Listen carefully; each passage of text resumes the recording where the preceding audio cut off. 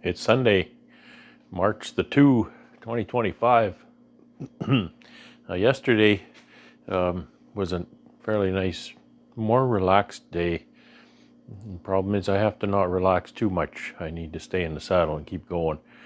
I find that I work well to deadlines. Deadlines really motivate me. So when I'm building equipment for other people, then I'll really get at it and get that job done. When I'm building equipment for myself, I guess you could say that I've become accustomed to letting myself down, so I don't work as hard on it. But yesterday, this is what I managed to do yesterday. And so what this is I made an executive decision on the basis of my mini Mating Nuc bottom boards. And so what I decided to do, and it's based on my indecision, well, it's based on something else too. So what I decided to do, as you may recall, the front of this bottom board is a 1-inch landing board. Landing boards really aren't necessary for the bees. It's more for the beekeeper and just for our idea of how things work. So what I did was I set back this front foot on the bottom so that if you don't want the landing board, you just run that through the table saw and it's gone. Now there's another reason I did that, is because I was imagining how all this would go together, and I was imagining how I would say if I wanted to stack these. I've wintered these little units and they winter quite well, so I may want to stack them in my building for the winter. Well, here's how that goes, right? I've got this one, and then I've got this one on top. So with the feet the way I had them, that front foot would barely catch this front of this box. So I decided, you know what, I better move that back so that it sits on top of this box nicely. So that's the functionality of that. And that led me into a scenario where I could actually avoid making a decision on the location of the feet, or make a decision on the landing board, I should say. The decision was tabled for future discussion. I actually plan on selling a lot of these. I'm going to build them all, and then I'm going to set them up, put an ad up, and see if anybody wants to buy them. And yeah, so next thing I need to do is put the shims on top. Now I have decided to go with a full shim and an entrance disc in the box. Now that can be reversed as well. You know, a guy could cut that out with the saw at a later date if that's what you want to do, but it's a little harder to add that entrance disc. And I think the entrance disc is something that a Mating Nuc user would appreciate. So that's what I accomplished. I think I have 66 of them here, and I need to build, when I'm done the bottoms, I need to build covers. I've got a sheet of 1/2-inch plywood that I just brought up to the shop that I might be able to cut up for covers. I don't imagine I'm going to get 66 covers out of one sheet, but I'll have to do the math. And then once I'm done that, then I'm going to make boxes. These are really not hard to make because this piece is just a 1x8 that's been trimmed down, taken a little bit off one side of it, and that's it. There's nothing else done to this side at all. So this side gets all the milling. There's a rabbet on this side, and there's a frame rest on the top. So having said that, there's a lot of messing around to do as it is. I don't know what I need to price these at. We'll have to figure out the material that goes into them and the work that goes into them. Usually I don't get paid much for the work that goes into them, but we'll have to see. And the last thing that I need to do for these is build these tiny frames. These are not that hard to build. I can start with a stock end bar, trim that 1.25 inches, and then these little top bars are not hard to make. I think they're just made out of 3/4. Actually, I don't think that's 3/4 material at the top. That's 1/2 inch. That's 3/4 wide. That's a 7/8. So this is made out of that 7/8 pine, 7/8 wide pine strip, and I'll just cut that in half-inch wide pieces. Do a little groove in the middle, and a couple little dados on the side. Bottom bar is really just as easy to make. A little rabbet on the end, groove through the middle. This is, I think, a factory bottom bar cut in two, which you can do just fine, but you still got to end up milling one end anyway. So I'll likely end up making those from scratch. That's also 7/8 by half material. So got to build those too. And I have a limited amount of 7/8 material on hand. And I also want to build some bee escapes. And I want to build that out of 7/8 material. So the 7/8 on that is just the rim around the side. It's basically built like a bee box. That's only, I don't know how tall it's going to be, 2.5 inches or so. So I need quite a bit of material for that because I want to build 50 of those is what I'm targeting. And I just brought some plywood up to the back door to cut up for those. So fortunately, I'm able to use a lot of reclaimed material, scraps and offcuts and things, especially for things like the shims on these. They're very thin, so I've got a lot of pieces that aren't 1/2 inch thick, which I'd use for my covers. So I can use those for there. If they're 3/8 of an inch thick, I can use them for my bee escapes because that's how thick the little triangle labyrinth parts are.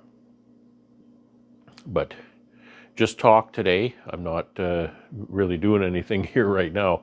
I might start up and cut up some of these shims and see how that goes.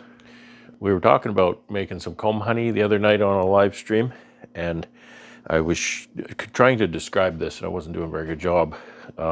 This is just to represent my story frame that I use, and it's not because this is 2 pieces, but basically my story frame, it actually would be wider than this. It would be one more of these wide. And so it amounts to a 1/2 sheet of foundation in the center. So you have a 1/4 opening here and a 1/4 opening there, and they build either drone cells or honey cells there, which usually are drone cell sized. That works well for comb honey, but the difficulties with it is if they start the comb, so I'll tip it this way, if they start the comb here in the center, by the time they work this way, they tend to want to build comb in a curve of some kind for strength. They don't just want to go straight. So they'll quite often go across and then they'll start to do this inside the hive. So what I thought was maybe I could make a negative of my story frame and put some foundation on each side to kind of take count for that. I was picturing more foundation than this, so it might be that much on that side and then that much on this side and leave that piece in the middle. So then I can put this in, wax that up, and get them to build that foundation out. And then they tend to want to start in the center anyway. So maybe then that would encourage them to start that lobe here in the center and build that out in some comb honey.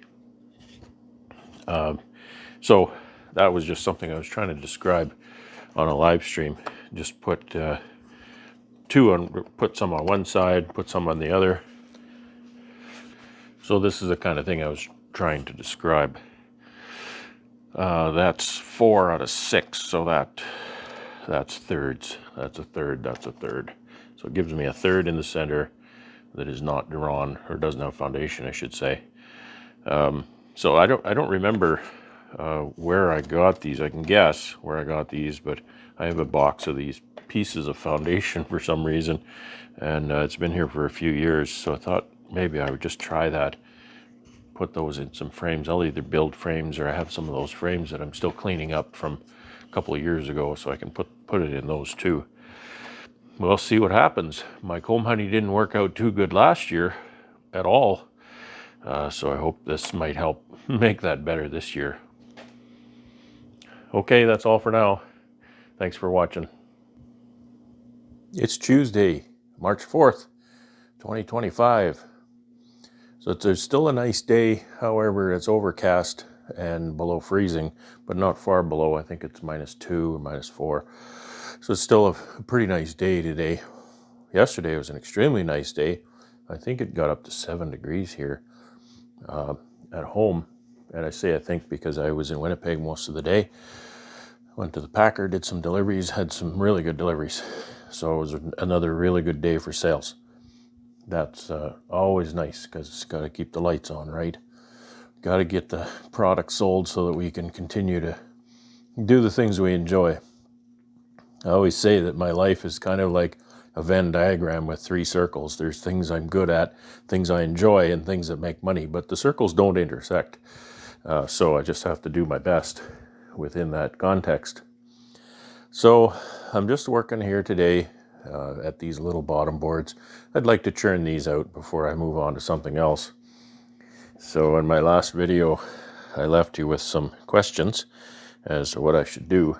I have decided, at least preliminarily, and don't forget, I only have 2 of these little nuke boxes built so far. So you can see that I've chosen to put an entrance disc in that. And I've chosen to put a solid shim on the bottom. So that's kind of what that'll look like. I've left myself options going forward with this bottom board.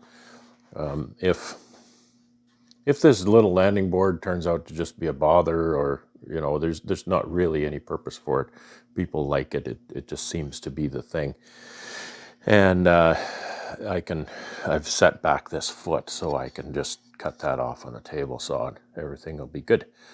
Also with this front shim, if a person wants to make an entrance out of that, I've actually left as the back, I put 3 staples in, and in the front I'll put 4 so that I can leave this space unencumbered by metal fasteners.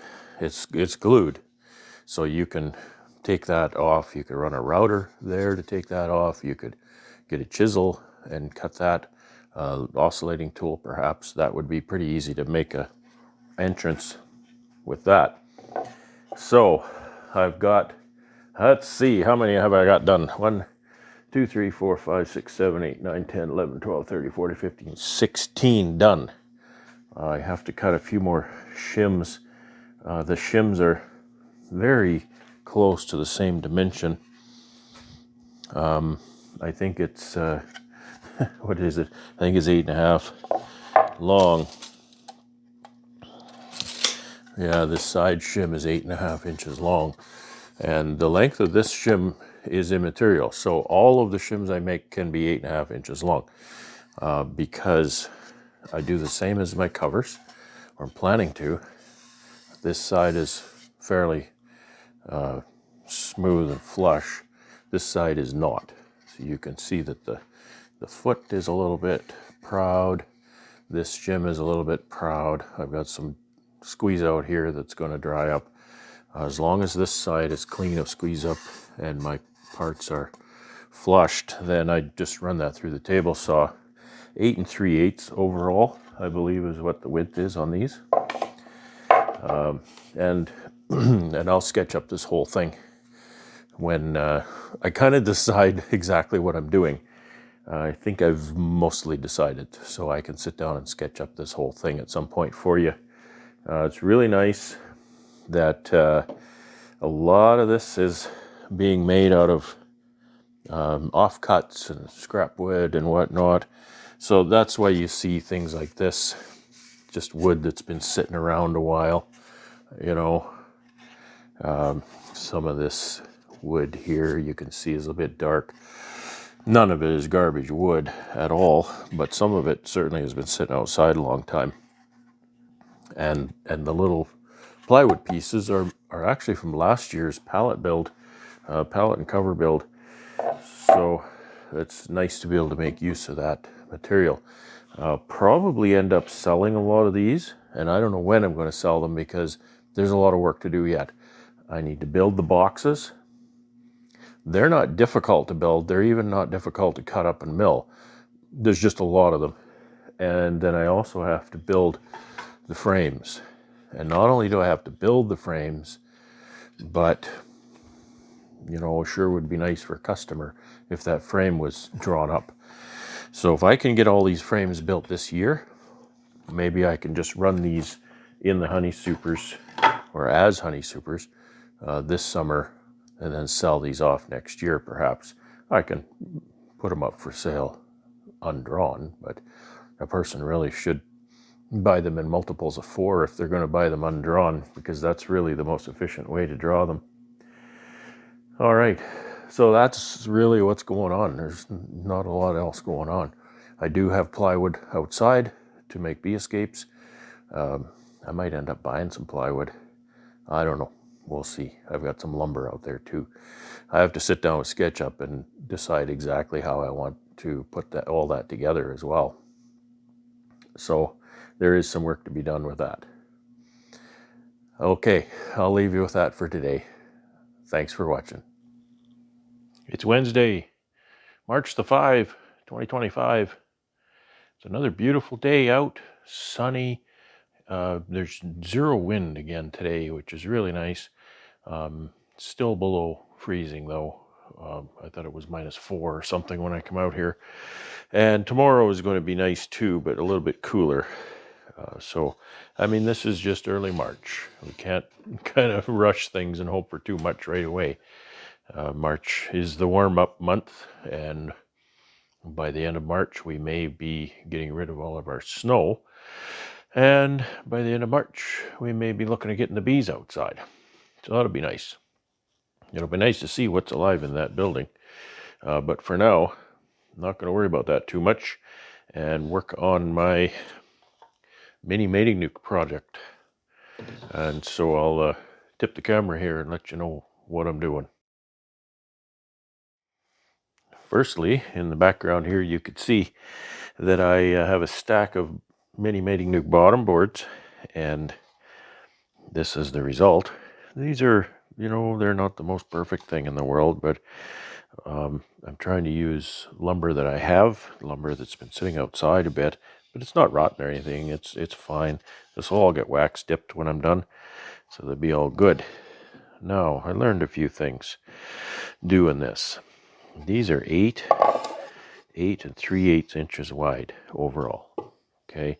Now, my first mistake was, as I do with my covers, I like to trim everything at the end.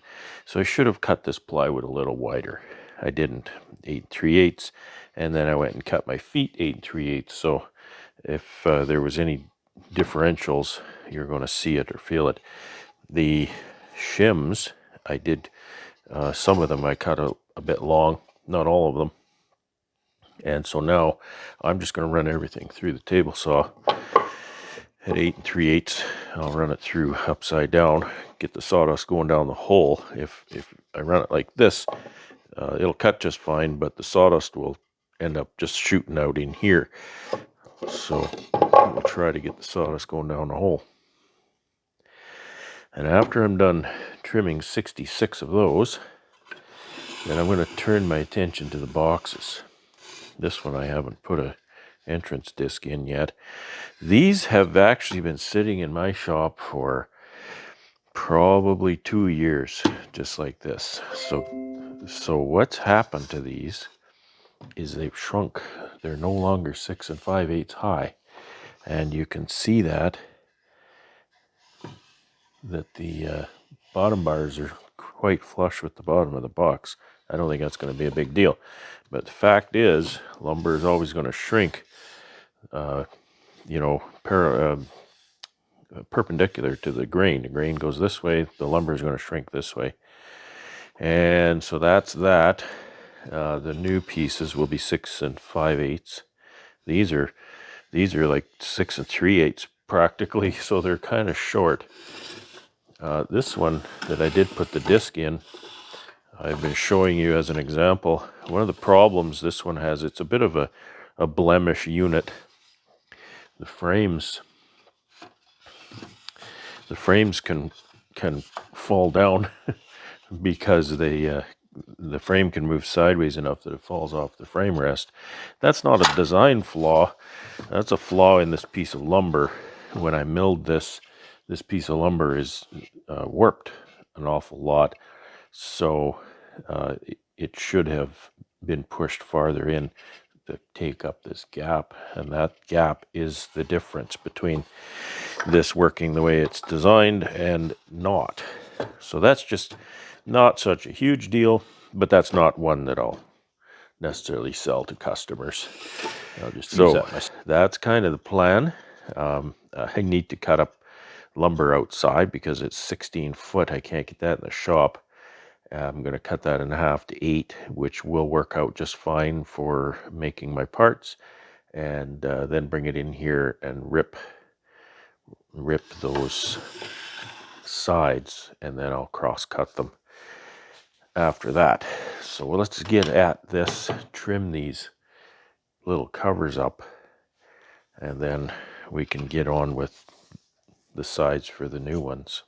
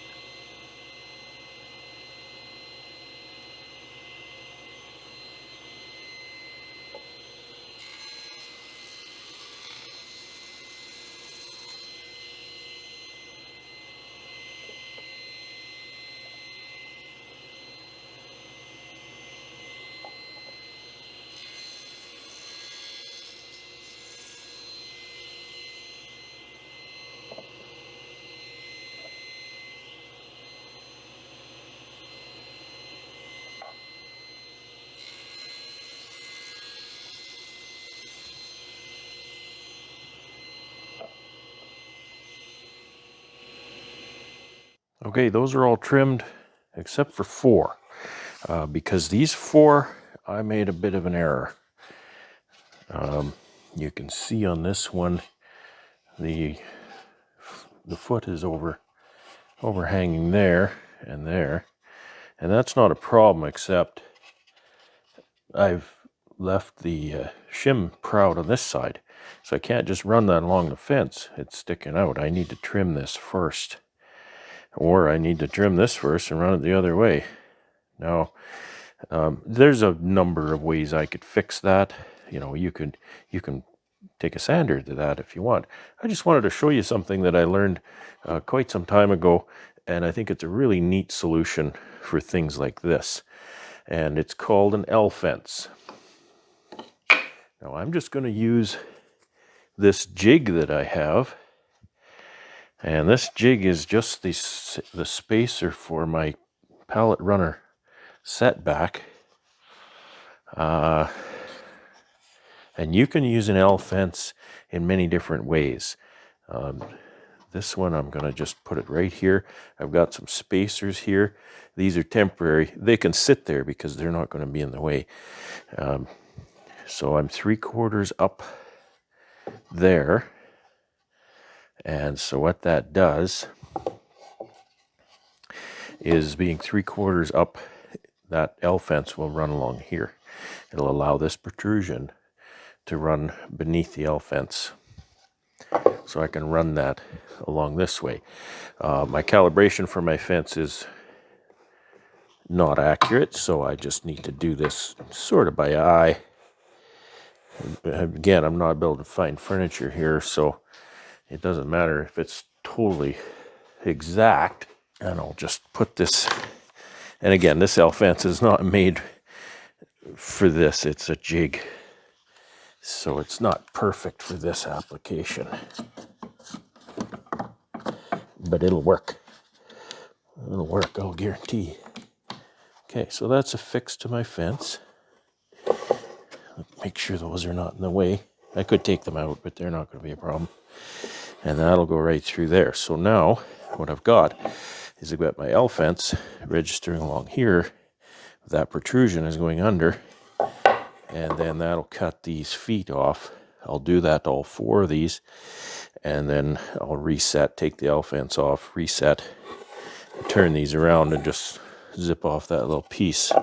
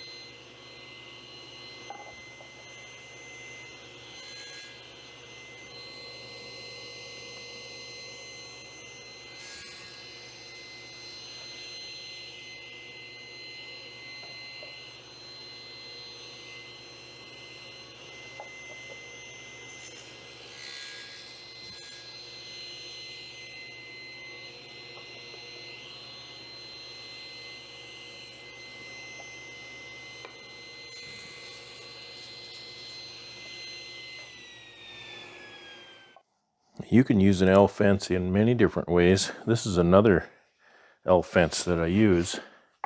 It's not an L fence. It's a grip guide for a circular saw, but I can set that right on the table like that, and I have to put a block of wood in here so that I can squeeze that. But what I do with that is these are my little jigs that I use for cutting these frames, these end bars, down to 1.25 inches. These two are 4 deeps, so I have to find the one for my mediums. So that's the top. It's thicker than the bottom. But what has to happen here is I want to take off material from both sides of the frame, and I want to reference the center where the groove is. So when I put it between the fence and the saw, there's going to be material protruding beyond this side of it for the first cut. So I use my L fence here, and I'll push it through like this so that that material, that frame, can overhang over top of this L fence, go through, trim this side, and then I can turn it around, trim that. So I can do 3 end bars at a time with these little sleds that I built. And yeah, so that's, just uses for an L fence. And again, you can use it just as a really thin fence on the bottom. You can use it as a suspended fence to register along a certain place on your project. Just a really handy idea for certain problem solving. I can't handle 16-foot lumber in my shop very well, so I need to break these down. I've done a cut list calculation on it, and if I cut these at 8, that won't compromise my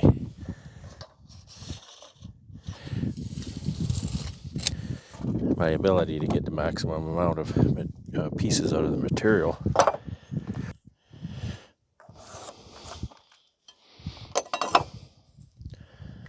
I could cut 2 at a time, but I don't want to make a mistake and get them off center. My little Milwaukee circular saw. I'm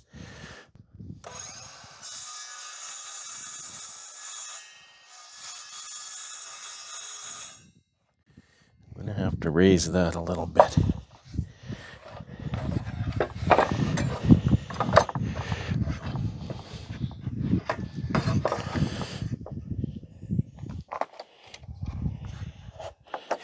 Ouch. Okay.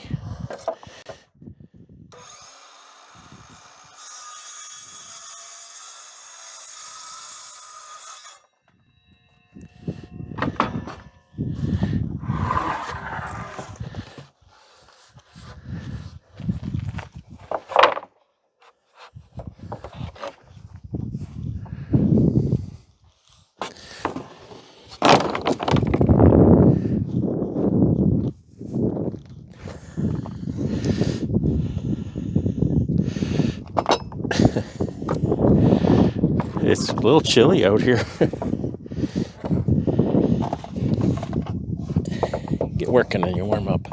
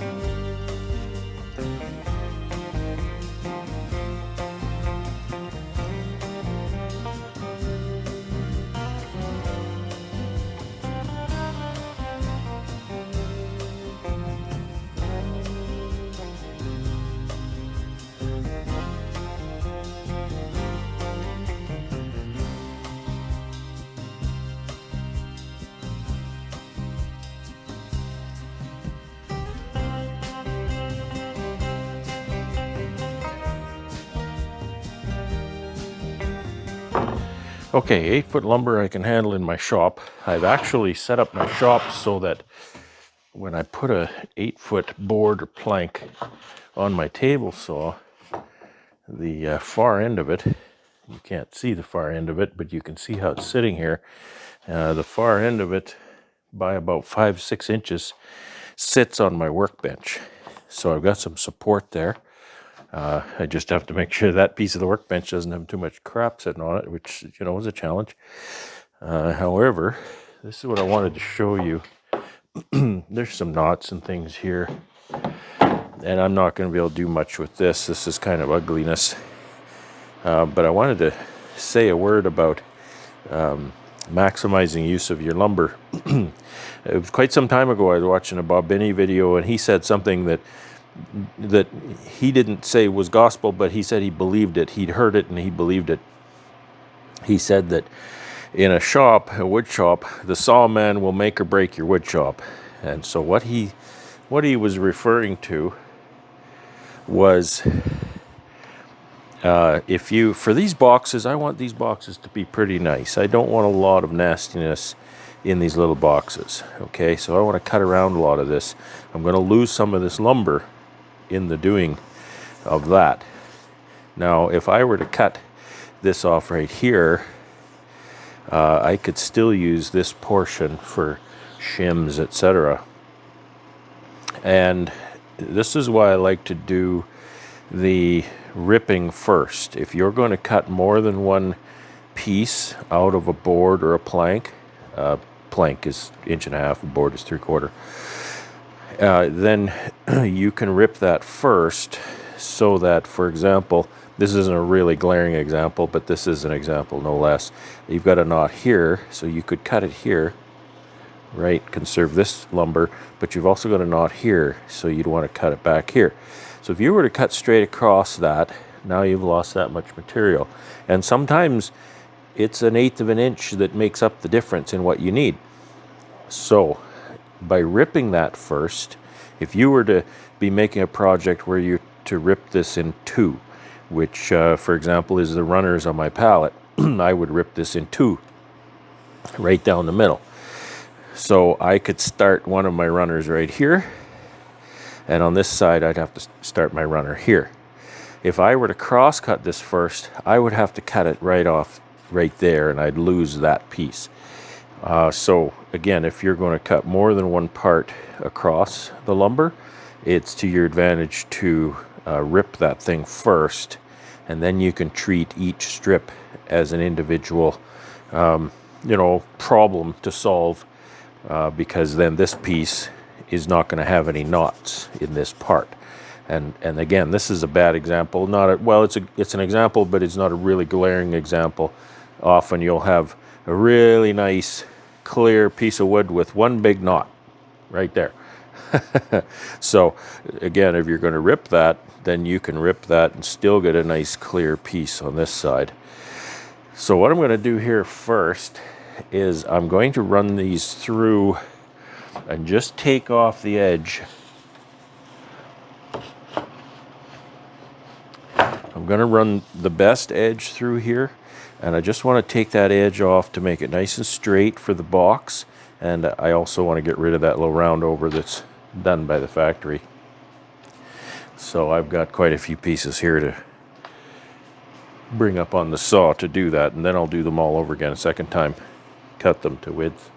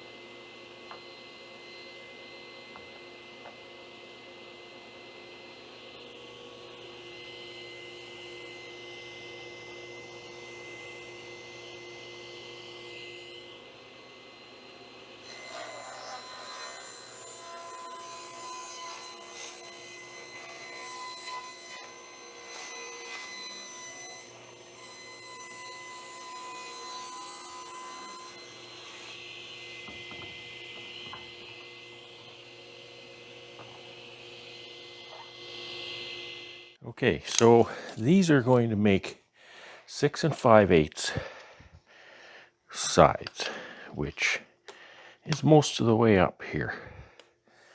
There's not going to be much left, so I might not get shims out of them. My priority is to get good box sides. I don't really want this kind of thing, and I don't really want this kind of thing. So this will likely end up getting cut. You know, I can't get a usable piece out of that. That's only 6 inches. So I'll likely start that board there. So there's going to be a lot of waste here, but I think it's worth it with, you know, considering the end product. So if I take a piece here, which even the long side is, you know, 9 3/8 or something, that's, you know, that's barely enough between that knot and that one to make a long side. It could make a short side. So I have decisions to make. I don't want knots on the edges. You know, you don't want knots on the top and the bottom of your boxes. Tight knots in the middle, that's not such a bad thing. So I'd be happy with getting rid of these and then having to cut kind of in there. I'd be happy with that. But yeah, there's not going to be much left. You know, 6 5/8. That's barely 3/8 left. But I need a kerf there, so it's not going to make a shim. That's disappointing because I was counting on those making shims for the lids. Oh well, it is what it is. My priority is a nice box side. And this one here, this one's cracked really bad all the way up to there, and then it's got some nastiness here. So, and then not too much farther, there's a knot right on the edge. So that's going to start right there. This is all going to be waste. So this will make shims, right? Because I have to cut it in 3/8 strips, so I can cut all of this into 3/8 strips and probably some of this for shims. So that's what I've got to do now.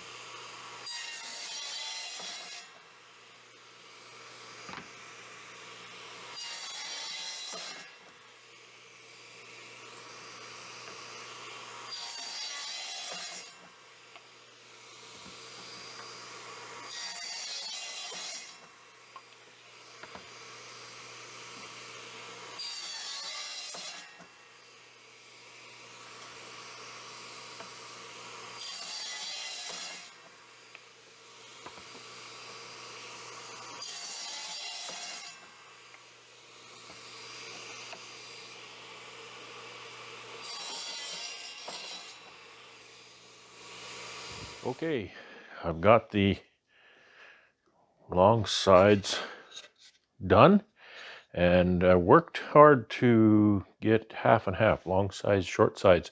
I actually came up a little bit short on the short sides, so I just cut down a couple of the long sides to match up. I'm not going to have quite enough to use all of my bottom boards. I think I have 66 bottom boards, and it looks like I'm going to make 57 boxes. So that's a good start. I'll get some lumber later on, finish the rest of the boxes. So anyway, all I'm doing here now, so I'm just taking the short sides to run through the saw to, size them, to get rid of this rounded edges. I don't really care for that. And if there's any imperfections on this side, I'll take that off. I can always feel that it's uneven here, so I can take that out as well. And yes, you may have noticed, Canadian boxes are generally 7/8 material. I'm making these out of 3/4, so that's a little bit different than what we normally see, but it's a small box, so it'll work out. And these are, so here's the comparison between the long side and the short side. Let's see, it's about that much different. So it's not much difference, but that's what's going on. And so I just need to trim these up now.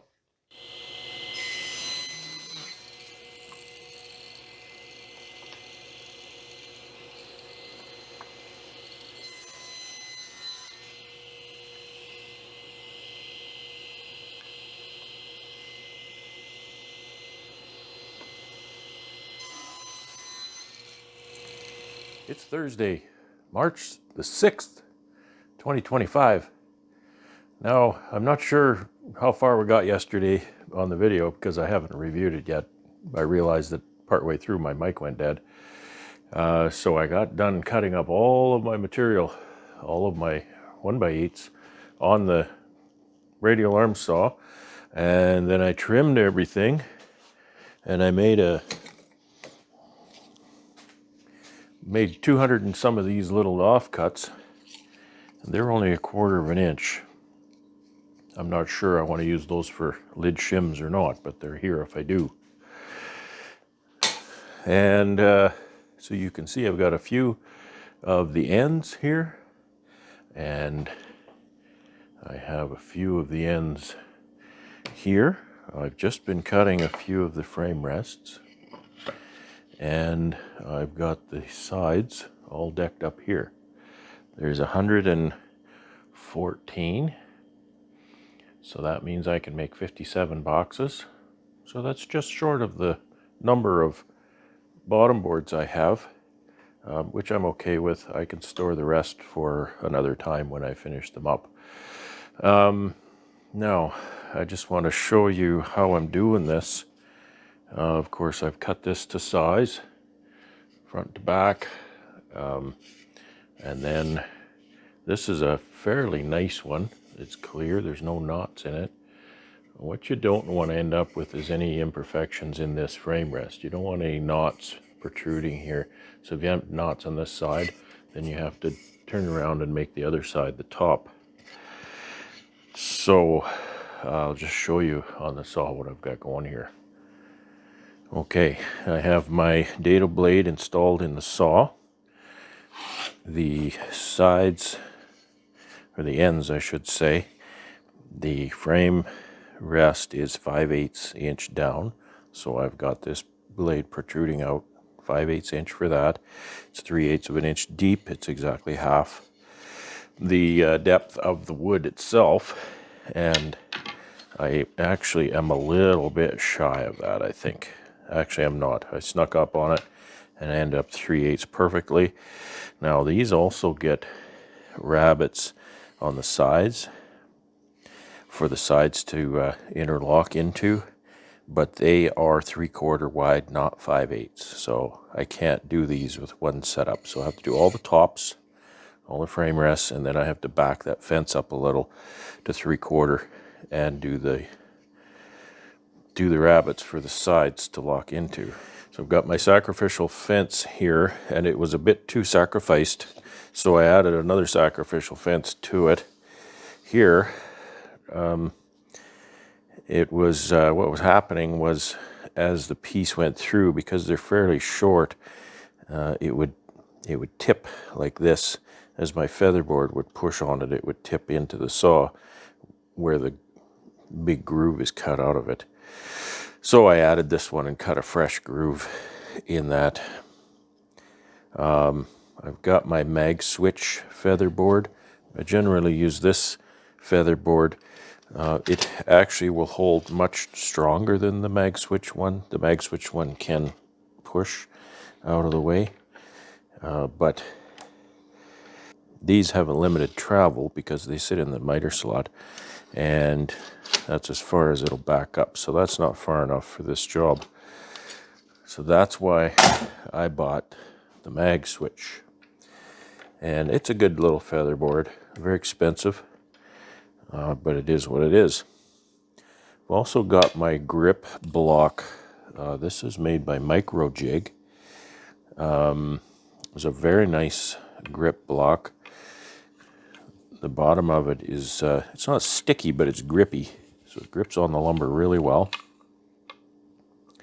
If you want to push from behind, it's got hooks here. You can lock those in the up position if you want, or leave them in the down, so that then they will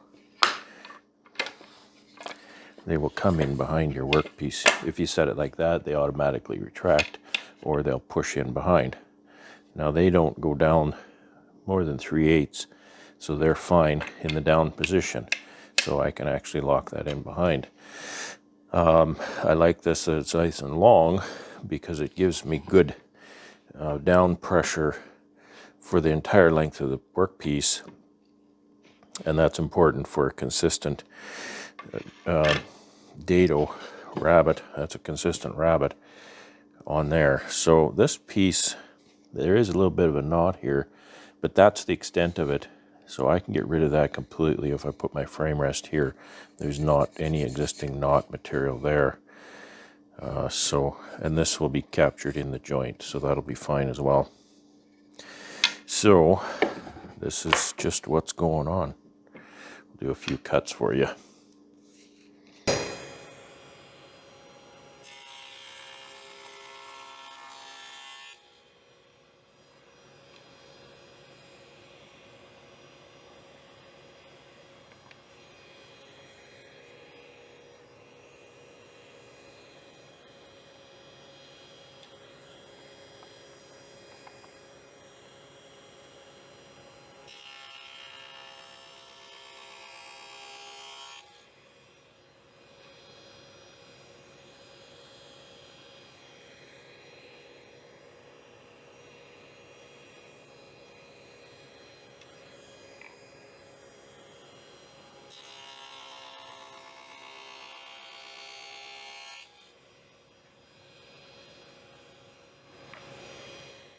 Okay, well, I finished the little frame rests, and again, these rabbets are 3/8 inch deep, so they're half.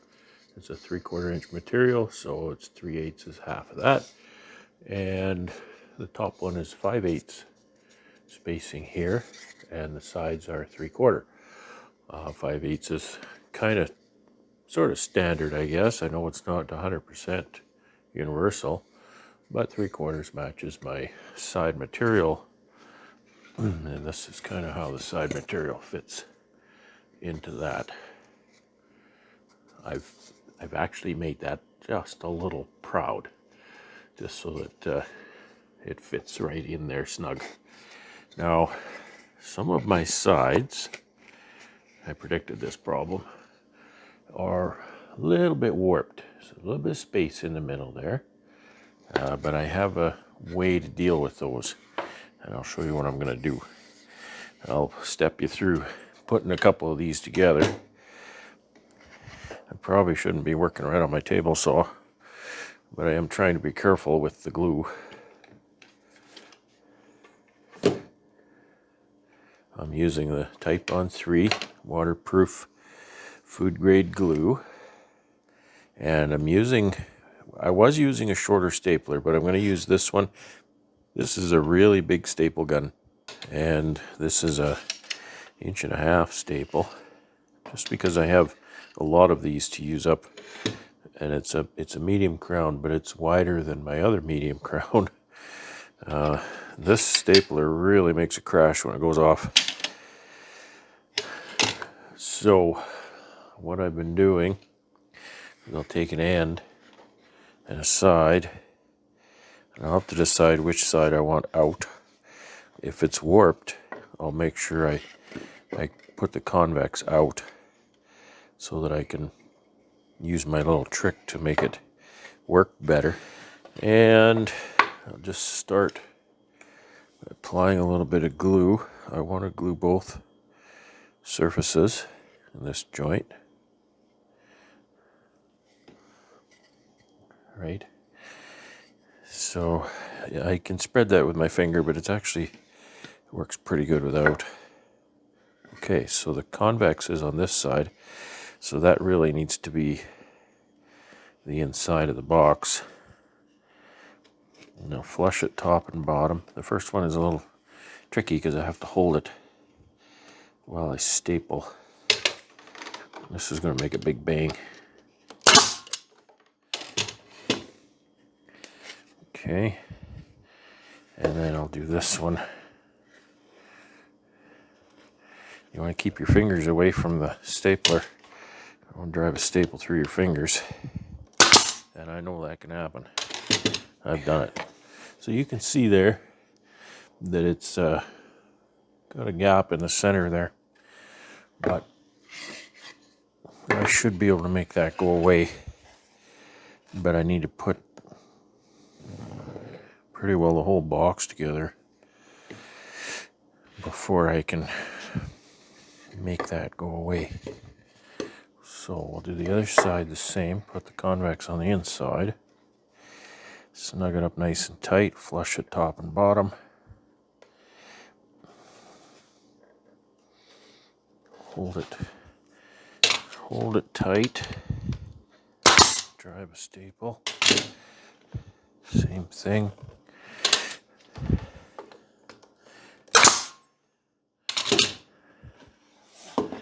Okay, now I'll put the other end on, and I have to make sure when I put the second end on that I get the same orientation up.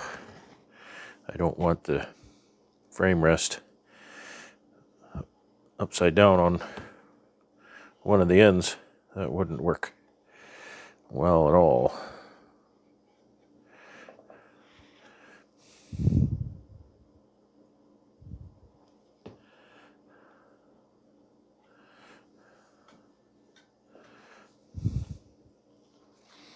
So I just have to check my frame rest is there. So I'll put this frame rest on the same end, same side, upside.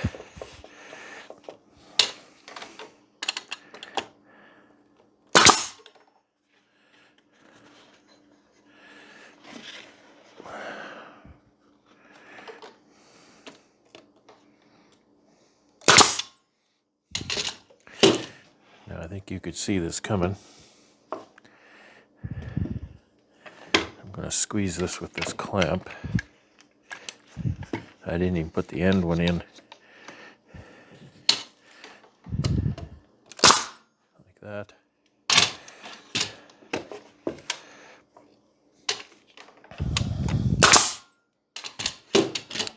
So now that I've got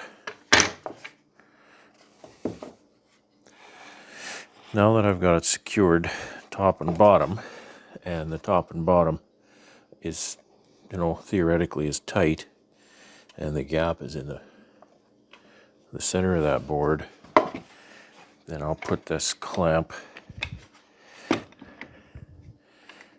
in the center, and now I can see the gap is mostly gone away. It's not perfect yet, but it's pretty good. I'll just staple it like that. Likewise on the other end.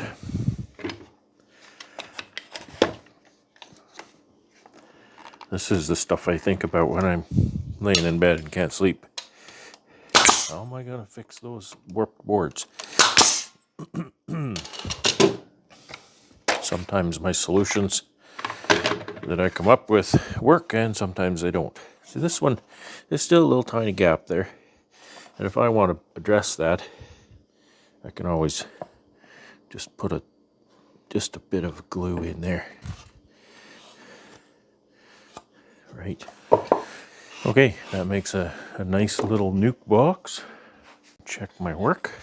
Can put some frames in. They sit in there. They don't move sideways enough that they can fall off the frame rest. They don't lock together. You slide one this way and one that way. The end bars don't lock together. And I can put 5 of them in there, and it's all good. That's a nice little nuke box. Okay, there's a few here. 1, 2, 3, 4, 5, 6, 7, 8. 8 there. So there's only 49 to go. All right, back at it. Thanks for watching. It's Friday, March the 7th, 2025. So today I had to go on some errands this afternoon. I'm just back here to show you what I accomplished. I got 55 of my little nuke boxes built, and I've kind of used up my 1x8 material in the doing. I'm 11 short of my bottom boards, so I could go to town and get some more 1x8s or not. You know, it's nothing saying I have to come out even on that, but you know, I'd like to maximize, and you know, while I'm building these, so I have to yet work out what the pricing is on these, and then go to the marketplace and see what they have to say. So you can see a pile of junk here. I went through the garbage bin and I pulled out everything that I thought might be thick enough to make a 3/8 shim or two, and I got quite a bit of stuff here, so I'm kind of encouraged. I don't imagine I have quite enough to do the covers, but you know, it'll go a long way, and it's really good to use the material. I'll make some more sawdust and make some more offcuts. So anyway, that's really all I have to report for now, and that's all for this week. So I really appreciate you watching. I hope you have a really great weekend, and I hope you enjoyed this video. Thanks for watching. Take care and have fun.